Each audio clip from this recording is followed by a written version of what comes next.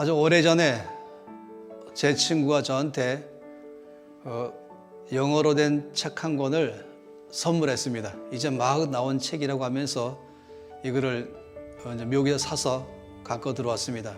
근데 그 책 제목이 너무나 좋아서 이제 보게 됐습니다. 그것은 Jesus CEO라고 말하는 책이었습니다. 나중에 이 책은 한국말로 최고 경영자 예수라는 책으로 이제 번역이 되었죠.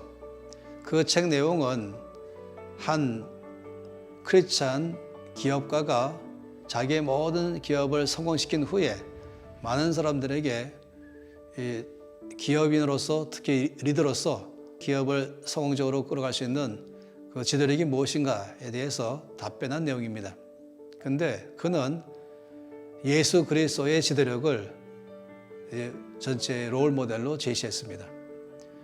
몽땅 85가지를 예수님께서 가지신 지도력에 대해서 리스트로 나눠서 했는데 그걸 보면서 저는 참으로 흥미가 있었습니다. 왜냐하면 일반적으로 바라보는 예수님의 지도력에 대해서는 일반적인 지도력을 많이 말하잖아요. 목자이신 예수님 또는 왕이신 예수님 이런 면들은 많이 소개하는데 이 책에서는 성공한 사업가로서의 예수님을 설명하면서 그 경영 지도력의 비결이 무엇인가를 말하기 때문에 상당히 흥미가 있었습니다.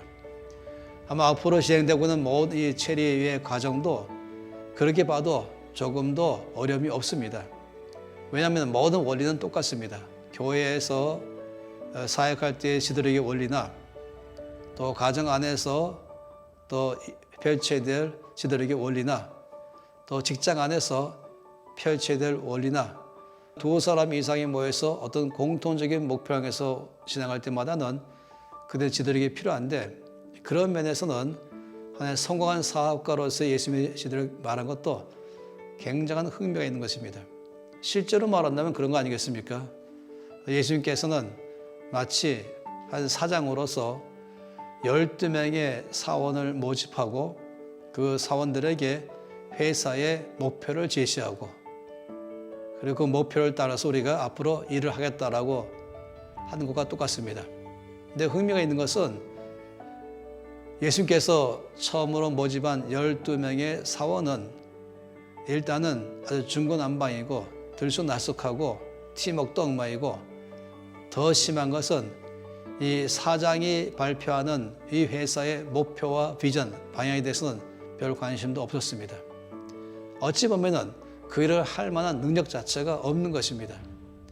그런데 우리가 결과를 보면 안다면은 예수님께서는 이들을 데리고 온 세상을 다 바꿔버리셨습니다. 지구 끝까지 대륙을 넘어서서 나라를 넘어서서 도시를 넘어서서 저 지구 끝에 있는 섬들까지도 이제 복음이 전파됐던 것입니다. 그러고 본다면 가장 성공한 사업가로서의 지도력을 말해도 무방한 것입니다. 우리는 이 속에서 예수님의 지도력의 비결이 도대체 어디 있을까? 이런 이 12명의 보잘것 없는 사원들을 모아가지고 이들을 훈련시키고 또 연습시켜서 아주 유능한 사역자로 만들어서 이 회사가 목표하고 있는 그 방향을 성취해 나간 이야기이기 때문에 자연적으로 흥미가 있게 되는 것입니다. 체리 스쿨 과정은 그런 입장과 같이 좀 보기를 원하는 것입니다. 여러분은 어디에 있든지 여러분 앞으로 이 과정을 통과하면서 이제 제일 먼저 아는 사실은 내가 바로 리더이다. 또 리더라고 말한다면 타이틀로 말하는 것이 아니라 한 명 이상의 사람들이나 아니면 환경이나 나에게 주어진 일 가지고 변화를 주고 영향을 주는 사람이다 하는 것입니다. 가정 안에서의 영향력, 형이라면 동생에 대한 영향력, 또 부모라면 자녀에 대한 영향력, 또 말할 수 있겠죠.